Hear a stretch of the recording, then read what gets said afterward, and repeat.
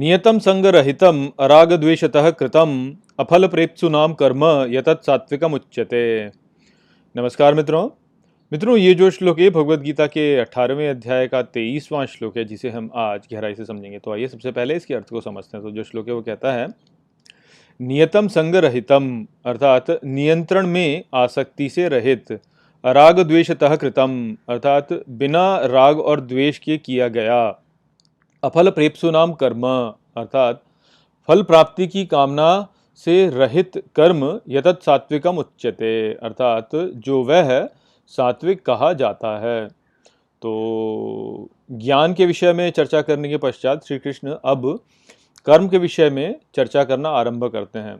तो यहाँ पर इस श्लोक में वह सात्विक कर्म के विषय में कहते हैं कि सात्विक कर्म वो कर्म होता है जो कि नियंत्रण में किया जाता है, आसक्ति से रहित होकर के किया जाता है, जो कि राग और द्वेष के प्रभाव से मुक्त रह करके किया जाता है, और जो फल की प्राप्ति की जो कामना होती है उसको न रखते हुए किया जाता है, वैसा कर्म जो होता है वह सात्विक कर्म होता है। तो हम सात्विक जो गुण है प्रकृति का उसके विषय में ये तो जानते ही हैं कि ये जो गुण है ये अच्छाई में स्थित होता है। तो इस प्रकार से हम ये समझ सकते हैं कि जो सात्विक कर्म होगा वह कुछ इस प्रकार का कर्म होगा जो कि अच्छाई में स्थित होगा, अर्थात जिससे कि सबका कल्याण होगा, या जो कार्य ऐसा है जो कि श्रेष्ठ है, जो श्रेय लेकर के आता है। तो कोई भी ऐसा कर्म जो कि श्रेय लेकर के आता है वह सात्विक कर्म है। अब भगवद गीता की जो शिक्षाएं हैं उनमें जितना अध्ययन हमने अब तक किया है उसके अनुसार हम ये तो जानते ही हैं कि कैसा कर्म जो है वह श्रेष्ठ होता है। तो जैसे कि हमने समझा है कि कर्म के श्रेष्ठ होने के लिए कुछ ऐसे कारक होते हैं जो कि उसमें होने चाहिए, तभी कर्म श्रेष्ठ होता है। जैसे कि पहला कारक जो होता है कर्म के श्रेष्ठ होने में वो यह होता है कि जो कर्म हो वो ऐसा हो जो कि किसी दूसरे को हानि ना पहुंचाए। अब हानि ना पहुंचाने से यहाँ अर्थ ये नहीं है कि आप बल का प्रयोग नहीं करेंगे कर्म को करने में, किंतु कोई भी कर्म ऐसा जिसका कि जो जो लक्ष्य है उसका वह किसी को हानि ना पहुंचाना है, उसमें बल का प्रयोग करना भी हो सकता है। कई बार किसी को बचाने के लिए उस पर बल का प्रयोग भी करना पड़ता है। तो ऐसा नहीं है कि बल का नहीं प्रयोग बिल्कुल नहीं करना, किंतु किसी को भी हानि ना पहुंचाए, जो जो जिसका कि जो परम लक्ष्य उसका है वो ये है कि सबका कल्याण हो और किसी की भी हानि ना हो। तो ऐसा जो कार्य होता है वह श्रेष्ठ कार्य माना जाता है। दूसरा जो कारक है किसी कार्य को श्रेष्ठ बताने में वो ये होता है कि वहाँ पर जब कोई व्यक्ति कर्म करता है तो उसके भीतर ये भाव नहीं होना चाहिए कि मैं कर्म कर रहा हूँ, क्योंकि यदि उसके भीतर ये भाव होगा कि मैं कर्म कर रहा हूँ तो फिर उस स्थिति में उस कर्म का कुछ एक फल ऐसा होगा जो कि व्यक्ति को भोगना ही पड़ेगा और उसमें स्वार्थ अंतर्निहित हो ही जाएगा। तो कर्म जो है उसको यदि श्रेष्ठ होना है तो उसको स्वार्थी नहीं होना होगा, और इस कारण से कोई भी कर्म जो श्रेष्ठ होगा उसको करने के पीछे जो भावना होगी कर्ता की वह सदा ये होनी चाहिए कि यह कर्म मैं नहीं कर रहा हूँ बल्कि ईश्वर मुझसे करवा रहे हैं। तो इसलिए ऐसा जो कर्म होगा वो संग के रहित होगा।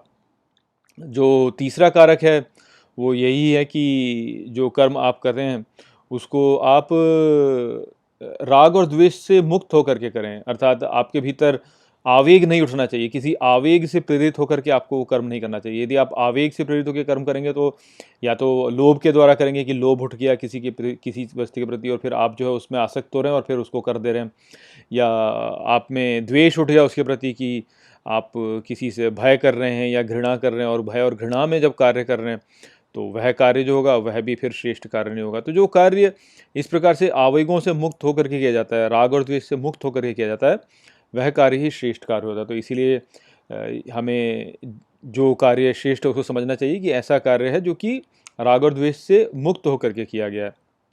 फिर एक और कारक जो होता है वह ये होता है कि जो कार्य किया जाए वह किसी निहित स्वार्थ से प्रेरित होकर के ना किया जाए, अर्थात कोई भी किसी भी इकाई के लिए उस कार्य को न किया जाए कि इससे किसी इकाई को लाभ होगा।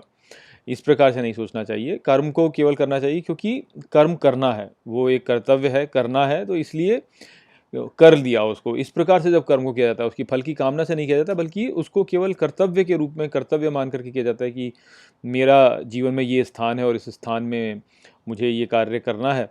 तो ईश्वर ने ये कार्य मुझे सौंपा है तो मुझे इसकी पूर्ति करनी है। तो इस प्रकार की भावना से जब कार्य किया जाता है बिना किसी स्वार्थी भाव से, और यहाँ पे ध्यान रखिए कि स्वार्थी भाव केवल अपना व्यक्तिगत स्वार्थ नहीं होता, बल्कि अपने राष्ट्र का स्वार्थ भी हो सकता है, अपने पंथ का स्वार्थ भी हो सकता है, अपनी अपनी जाति का या अपने कुल का स्वार्थ भी हो सकता है। तो इस प्रकार के किसी भी स्वार्थ के लिए जब कार्य किया जाता है तो वह कार्य फिर श्रेष्ठ नहीं होता। तो यहाँ पे हमने जो 4 कारक समझे उससे हम यही समझ पाते हैं कि जो कार्य हो वह ऐसा हो कि दूसरे को हानि ना पहुँचाए, अर्थात वह नियंत्रण में किया जाए उस कार्य को।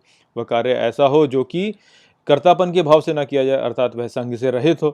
कार्य जो होना चाहिए वह ऐसा होना चाहिए जो कि आवेग से मुक्त होकर के किया जाए, अर्थात राग और द्वेष से मुक्त होकर के कार्य किया जाए। और जो कार्य होना चाहिए वह ऐसा होना चाहिए कि वह किसी निहित स्वार्थ से प्रेरित होकर ना किया जाए, अर्थात फल की कामना की प्राप्ति से उस कार्य को ना किया जाए। तो इन्हीं विषयों के बारे में यहाँ पे श्री कृष्ण ने भी बोला कि जो सात्विक कर्म होता है वह वह नियंत्रण में किया गया कार्य होता है, आसक्ति से रहित होकर किया गया कार्य होता है, बिना राग द्वेष के किया गया कार्य होता है, और फल प्राप्ति की कामना से मुक्त होकर के किया गया कार्य होता है। तो यदि हम इन सभी कारकों को ध्यान में रख करके अपने कर्मों को करें तो हमारे जो कर्म होंगे वह सात्विक ही होंगे, और ये जो कर्म होंगे यह अच्छाई लेकर के आएंगे, कल्याण लेकर के आएंगे, हमारे लिए भी कल्याण लेकर के आएंगे और हमारे समीप जो और लोग हैं, हमसे जुड़े हुए जो लोग हैं, उनके लिए भी कल्याण लेकर के आएंगे। तो हम सभी को अपने जीवन का लक्ष्य यही बनाना चाहिए कि हम इसी प्रकार से कार्य करें, हम अपने कार्यों को नियंत्रित होकर के करें, बिना किसी आसक्ति के करें, राग द्वेष से मुक्त होकर के करें और कामना से रहित होकर के करें। फल प्राप्ति की हमारी उसमें कोई भी कामना नहीं होनी चाहिए। तो यही संदेश यहाँ पे श्री कृष्ण का था। आशा करता हूँ कि मैंने इस श्लोक को आपको अच्छे से समझा दिया होगा। चलिए इसी के साथ इस वीडियो को यहीं पे समाप्त करते हैं। नमस्ते।